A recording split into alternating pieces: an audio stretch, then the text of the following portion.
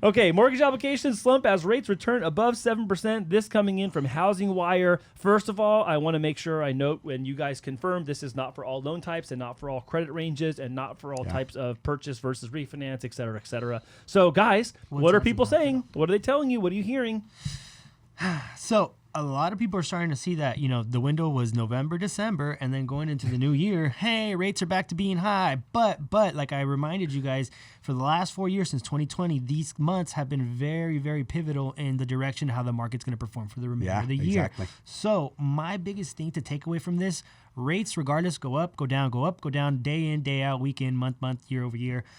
Data drives the rates. So I would position yourself in the vehicle that's going to allow you to understand the data that you can somewhat foretell and then take your cuts based off your situation, what you know, and what you feel confident. Because as we saw, there's going to be windows of opportunities that you can jump in, get a good deal like those 2 months, but it's only if you're in the game. So you have to be in the game. You have to be readily available to know what's happening. So if you have to pivot quick or make a quick decision, you know how to maneuver through this market.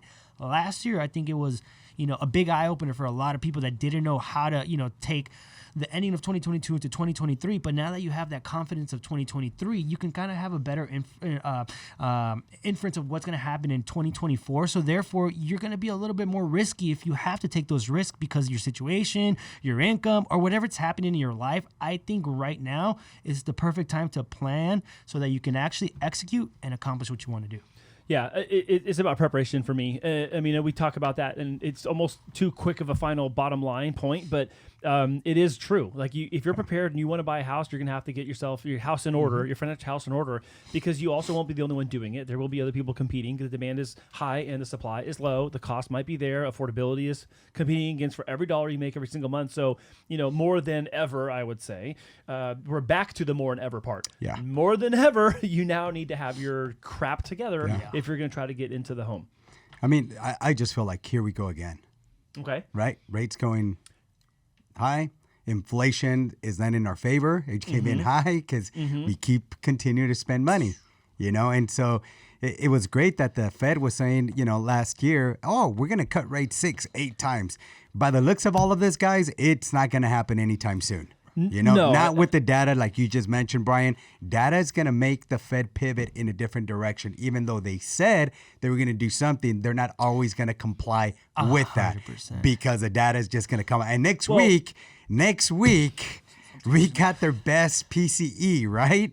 And then we got freaking the sell-off of the treasury auctions. Yes. So it's going to be a lot. So on the financial side, behind the curtain, what we're talking about is, what we're partially talking about is Fed decision-making or indecision-making and getting to credit or blame the data. Yeah. Because they said, we're going to let the data tell the tale. And so now we get to blame the data when it doesn't work, and we're going to give the data credit when it does.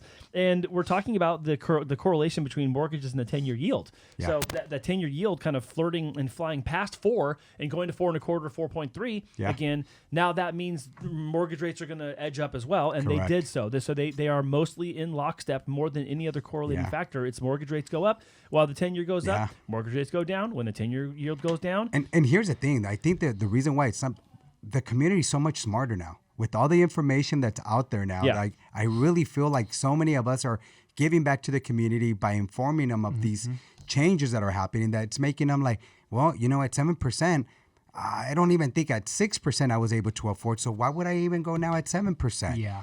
Now I know that my monthly payment is going to be a lot more expensive. Yeah. Right? Everything I have is just going to be that much more expensive. If I do get into this property, I already know, like I always say, I stuck to the dollar menu at McDonald's back in the day and Jack in the Box. Maybe they'll have to, and that was only for a few months. Not this time around, they may have to stick with it for a few years. Top ramen and dollar menu at the Jack in the Box. Yeah, I think this puts pressure on the Fed, honestly. I'm not saying that the mortgage industry as an industry or even real estate as an industry gets to sit at the table with all the Fed members while they make the decision on whether they increase rates, keep rates the same, or decrease them, or cut rates, sorry. But you have to, you at some point you have to look and go, okay, what's it hurting over there? Is it hurting that? It's hurting that? Okay, then what else does that hurt? Like, there's these second order, third order effects that happen. You make a decision upstream that changes everything downstream, and you can only go so long before you actually have to face this and look at what's going on in the bond market and the mortgage space and ask, is this helping us achieve our overall goal? Because If it is not the top priority, then that means something else is. Correct. It's inflation or it's stability or something else. It's jobs. I'm gonna say it, but I don't want to say it. And that's the thing, right? Hold on. And if it's not the second, if housing isn't the second thing or the third thing or the fourth thing, then all those things above it are way more important, and we got to keep our eye on those things. Yeah, no, exactly. I mean, 100%. I'm not even gonna say what I wanted to say because. Oh, jeez, come on. Okay, is it about politics? Well, it was. So I just, I'll hold it for after. Every administration that is in power at the time that there's an election year with the Fed, there's obviously going to be games afoot, if you will, because there's a part of it where they're dealing with the repercussions of decisions made during the last one and decisions made during the current one, while also trying to not rock the boat for whatever's going to come next, so that their thumb isn't on the scale. That's the deal. Now, I'm just saying I'm saying that impartially. I'm not suggesting that everyone that follows us believes that. I'm saying that impartially. Do I think the thumb's on the scale for some things? Absolutely. Do I think it's off for some others? Yeah, totally. Of course. It totally always is. It Thank always you for, is. But thank you. I mean, who knows how they're going to pivot when our economy continues to be strong? Well, but what I know, but right? by what measure, On who? right? I know. But that's what they're saying, right? Like, it's strong. So here we are. Our jobless claims is less than we anticipated. But what's crazy is that you speak to the people around you every day, at the table. Everyone's kind of like, yo, what the fuck's going on here? Like, I'm hurting this way or this is happening. Like, but then you go to the numbers. Hey, we're great. Economy's great. Bidenomics. You have to remember that if you and you have a second job or a third job, that still counts as employed, even though you are the same person. So the number of people didn't change. It did on paper, but it's still you doing it. Yeah. So if you have a full-time job here and you're moonlighting somewhere else and you got another job, and that counts as employed, then you're employed now. One person doing three. Yeah. So that's part of it. The other part of it that you have to remember is that I forget that part. Is that there's the stock prices and the health of the stock market can also be disconnected from the functions of the economy that we would call normal.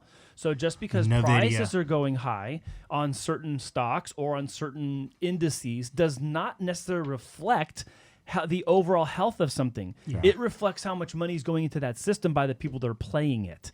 So basketball sales at Big Five or whatever sports store you want to name does not indicate how many people are watching NBA. That's right. Does that make sense? 100%. So you have to remember that the stock market is detached in some ways from a lot of the data that we look at to make decisions. And also, again, the Fed has openly said, whether this is posturing or true, we don't want to be saying or doing things that are going to just leverage the market in one way or another. Yeah. And they also know that they can't do things that's going to crash it because that unfolds and unwinds everything else that they're connected with. So there is a problem on both sides. They're handcuffed on both sides of the deal. All right. So I think last year you mentioned, Andy, you thought the Fed would cut the rates this time of year, if I'm not mistaken. That by April. Yeah. By April. We mentioned that, but how many cuts?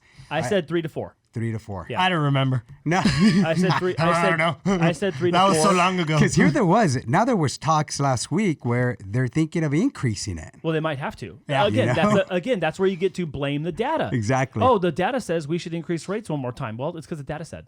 Yeah. Right? I mean, it's where you get the benefit and the advantage of blaming it or giving it credit based on how it's going to help you and make the move you need to make and go, I had to do what I got to do. Yeah. So, So here's the thing, guys.